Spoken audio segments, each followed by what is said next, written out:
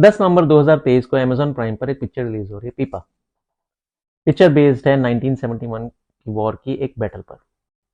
East Pakistan में, जो कि अब बांग्लादेश है, वहां पर एक छोटा सा गांव है गरीबपुर। उस गांव में 21 नवंबर 1971 को एक टैंक टू टैंक बैटल हुई, जिसको जाना जाता है बैटल ऑफ गरीबपुर के नाम से। 2 दिन पहले इस पिक्चर का ट्रेलर जब रिलीज हुआ तो मैंने यूट्यूब पे देखा, एक वीडियो पड़ा हुआ था, ट्रू स्टोरी ऑफ पीपा।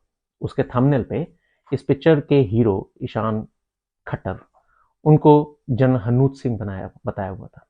General Hanut Singh was a legendary commander and he was commanding Poona Horse, famous Poona Horse regiment in Western Theatre in West Pakistan, almost 1,500 kilometers away from the place Garibpur where this battle was fought. ये picture based है इस book पर। किताब लिखी है brigadier BS Mehta ने, the burning chaffees. Brigadier BS Mehta, जो कि ईशान खट्टर जिनका रोल कर रहे हैं, वो तब कैप्टन थे और उन्होंने इस बैटल में मेजर पार्ट प्ले किया। So we have some questions. What was this battle about? Battle of Garibpur. Second, ये 21 नवंबर 1971 को लड़ी गई, पर हमको तो पता है कि 1971 की जंग 3 दिसंबर को शुरू हुई और 16 दिसंबर को खत्म हो गई, तो 21 नवंबर कहां से फिट हो रहा है इसमें? थर्ड, व्हाई दिस नेम पीपा? Means it's battle, right? Heroic battle. और पीपा होता है, अब तो शायद लोग यूज भी नहीं करते होंगे, पर पुराने टाइम पे या से 20-25 साल पहले पीपा जनरली छोटे शहरों में और गांव में हुआ करते थे, जिसमें लोग आटा रखा करते थे। तो कहाँ पीपा, कहाँ एक tank battle? Okay, let's get know it. Thank you for watching Indian Defence Review. Okay, so to answer these questions, first of all let's get to know the tank. इस लड़ाई में यूज हुआ था PT-76 टैंक, जो कि Russian origin का है। Russia ने ये लाइट टैंक बनाया था फॉर ईस्टर्न यूरोपियन थिएटर। इसका PT-76 का पूरा नाम है, ये एक रशियन ओरिजिन का टैंक है जिसका नाम था पालाबूशी टांका 76। पालाबूशी टांका कहते हैं एम्फीबियस टैंक को रशियन में। 76 क्योंकि इसके ऊपर जो गन लगी हुई है वो 76 mm की है। ये एक लाइट टैंक था, 13 टन के करीब इसका वजन था। इसके ऊपर जो फ्रंटल आर्मर लगा है वो 13 से 15 mm का है, जो कि सिर्फ स्मॉल आर्म फायर को से ही क्रू को बचा सकता है, यानी कि LMG, MMG, दैट्स इट। अगर एक टैंक इसके ऊपर फायर करे then it had no protection.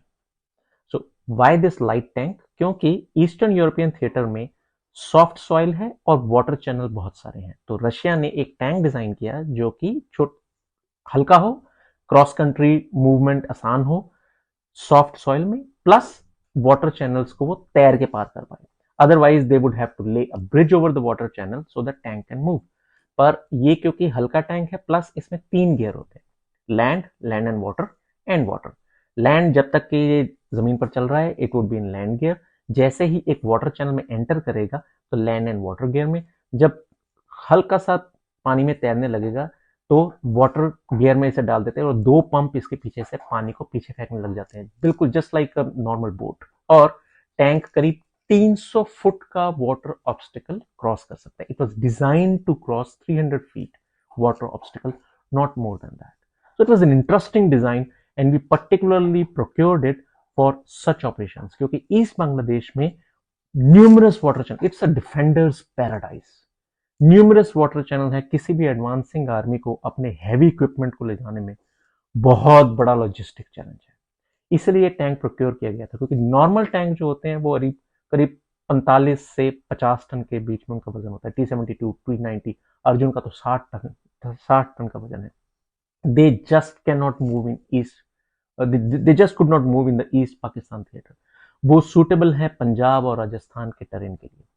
अब ये लाइट टैंक PT-76 इसलिए प्रोक्योर किया गया था। नाउ 45th कैवेलरी, जिसके C स्क्वाड्रन ने इस बैटल में पार्टिसिपेट किया, वो 1947 में आजादी के बाद बनी। इनिशियली इसमें 3 स्क्वाड्रन थे, सिख, राजपूत और जाट। बाद में 2 स्क्वाड्रन साउथ इंडियन क्लासेस और 1 स्क्वाड्रन डोगरा का हो गया।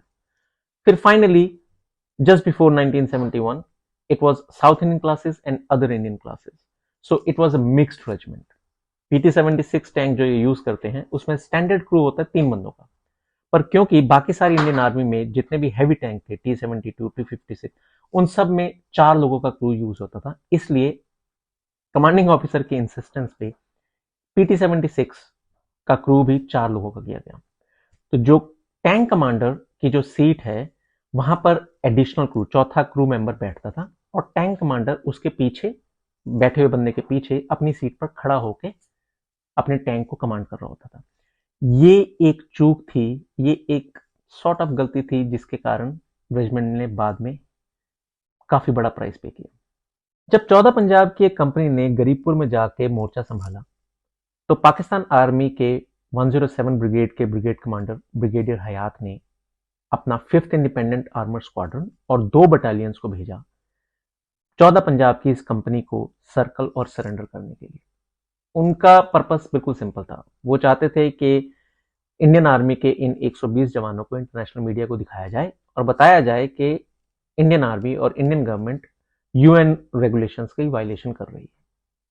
अब ब्रिगेडियर हयात को यह नहीं अंदाजा था कि 20-21 नवंबर की रात को 14 पंजाब की कंपनी को सपोर्ट करने के लिए सी स्क्वाड्रन 45th कैवलरी और 14 पंजाब की बाकी तीनों कंपनियां आ चुकी हैं। So Brigadier Hayat's force was actually facing 1 squadron of Indian Army and 1 full battalion. रात के करीब 2:30-3 बजे सी स्क्वाड्रन के ऑफिसर्स के जेसीओज ने नोटिस किया कि जैसोर से चौगच्चा की तरफ कुछ हेडलाइट्स आ रही हैं और फिर थोड़ी देर बाद उन्होंने रिपोर्ट किया कि चौगच्चा से जैसोर की तरफ कुछ हेडलाइट्स गई हैं। Now they just could hear the sound of engine and they could see headlights. They were not able to make out if those were tanks or 3-ton trucks.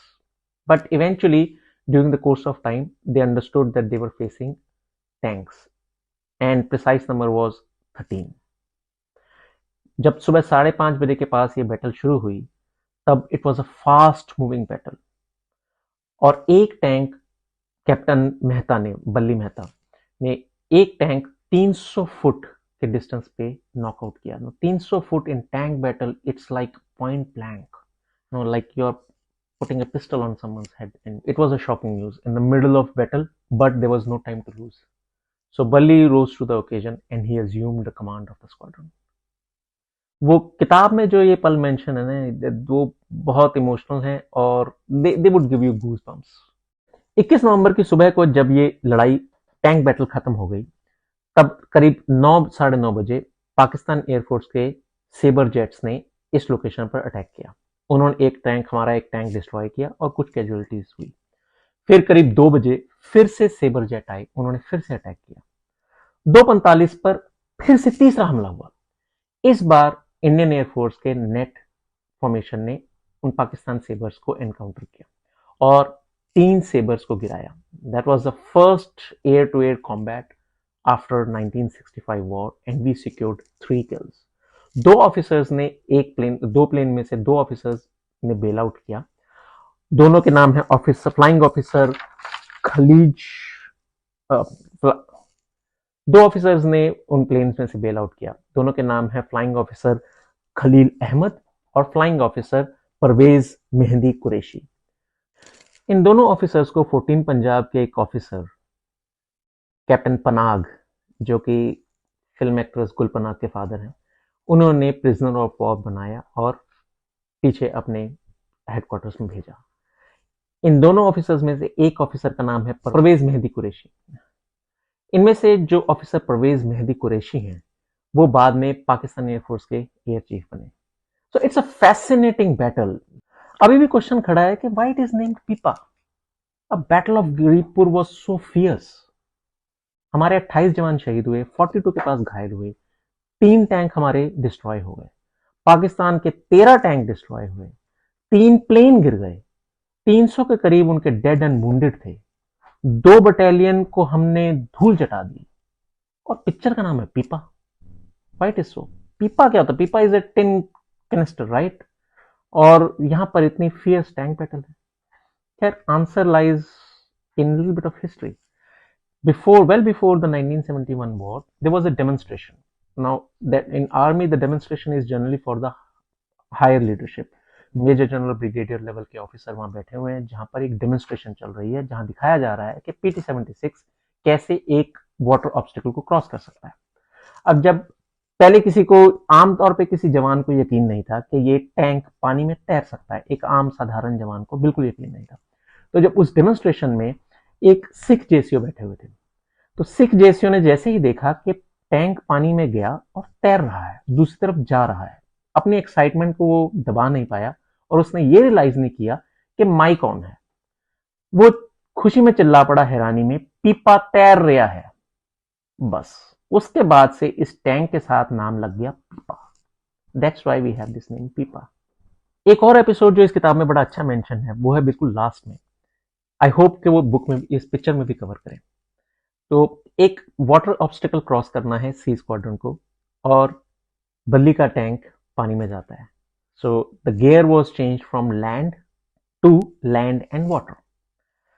Tank पानी में जाता है, फ्लोट करने लग जाता है, and then they try to change the gear to water, ताकि टैंक के पंप शुरू हो और टैंक तैर के दूसरी तरफ जाने लगे। But the gear refuse to budge. Tank पानी में तैर रहा है एक पीपे की तरह, लिटरली एक पीपे की तरह, क्योंकि टैंक का गियर अटक गया। They tried everything again and again, पर कुछ नहीं हुआ। फाइनली टैंक बहते बहते उस पोजीशन पे आ गया जहां इन्हें लग गया कि अब नदी की चौड़ाई इतनी ज्यादा हो जाएगी कि अगर गियर चेंज भी हो गया तो टैंक दूसरी तरफ नहीं जा पाएगा, क्योंकि टैंक डिजाइंड है सिर्फ 300-400 फुट के डिस्टेंस को क्रॉस करने के लिए। So in frustration they hammered the gear with the rod, and finally, as Balli said in the book, probably it was the stroke of the hammer, or probably the prayers that we were saying continuously. The gear changed to water and the tank started going across. That small episode would give you goosebumps if you read it. It's an excellent book. I just hope they make an excellent movie out of it. I want to share with you the contribution made by family of Brigadier Mehta. ये 5 भाई थे। पांचों में से 3 भाई 1971 की war Bangladesh में लड़ रहे थे एज एन ऑफिसर। एक भाई एकेडमी में था, 5वां भाई अपनी माँ के पास था to take care of her mother. इनके सबसे बड़े भाई colonel Narendra Singh was commanding 5 Garhwal and fighting battle of Hilli in east Pakistan.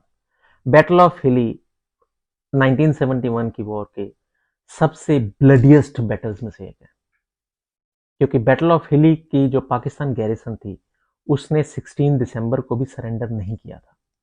It was well fortified. Hili was taken by paying a real heavy price, so he was fighting that battle. Second, इनके दूसरे भाई major Shami Mehta, जो बाद में लेफ्टिनेंट जनरल रिटायर्ड हुए, शमी मेहता ने he pulled off an impossible task. He was also commanding an independent squadron of PT-76, same kind of tank in East Pakistan. और उन्होंने क्रॉस की थी रिवर मेघना। जैसे मैंने बताया था कि टैंक डिजाइन था 300 फुट के वाटर ऑब्स्टेकल को क्रॉस करने के लिए, और मेघना was about 3 to 4 kilometre wide.